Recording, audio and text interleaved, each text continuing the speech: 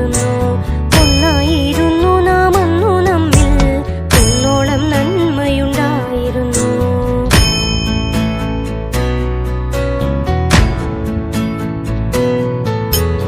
അത്തം മുതലേ പൂമുത്തമിട്ട് 10 നാൾ പൂക്കളം തീർത്തിരുന്നു.